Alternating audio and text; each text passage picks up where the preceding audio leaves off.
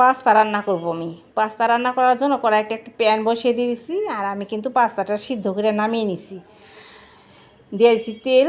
তেল দিয়ে আমি পেঁয়াজ কুচিটা দিয়ে দিলাম, মরিচ কুচিও দিয়ে দিলাম, দিয়ে ভাইজা নিলাম। ভাইজে এখন আমি দিয়ে দেবো পেঁয়াজ কুচি মরিচ কুচিটা সাইড করে নিয়ে আমি দিয়ে দিলাম একটা ডিম ফাটিয়ে ওই প্যানের মধ্যে দিয়ে দিলাম। দিয়ে আমি কিন্তু ডিমটা ভালো করে ভাইজে ডিমটা একদম কুচি করে ঝুরি করে নিব। এই চেনিটা দিয়েই আমি ডিমটা কিন্তু একদম ঝুরি ঝুরি করে নিব। কইরা তারপরে কিন্তু আমি ওই পেঁয়াজের সাথে ডিমটা মিশিয়ে নিব।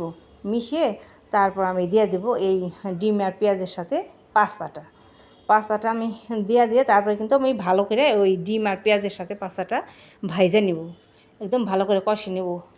ভাইজা তারপরে কিন্তু আমি একটা বাটির মধ্যে ওই কিছু পাস্তা আমি লবণও দিয়ে দিলাম, পরিমাণ মতো লবণ দিয়ে দিলাম।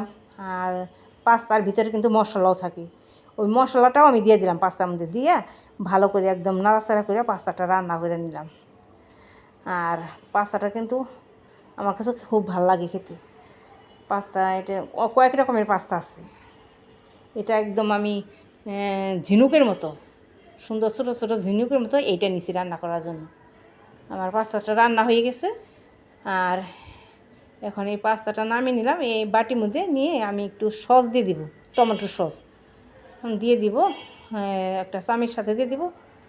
দিয়ে বাচ্চারা তো মনে করেন পাস্তা হইলে একটু সস ধরলেই ওরা খুব খুশি হয়, একটু মিশিয়ে নিয়ে খেয়ে নিবে। আর পুরাটার মধ্যে আমি পরে মাখিয়ে নিব।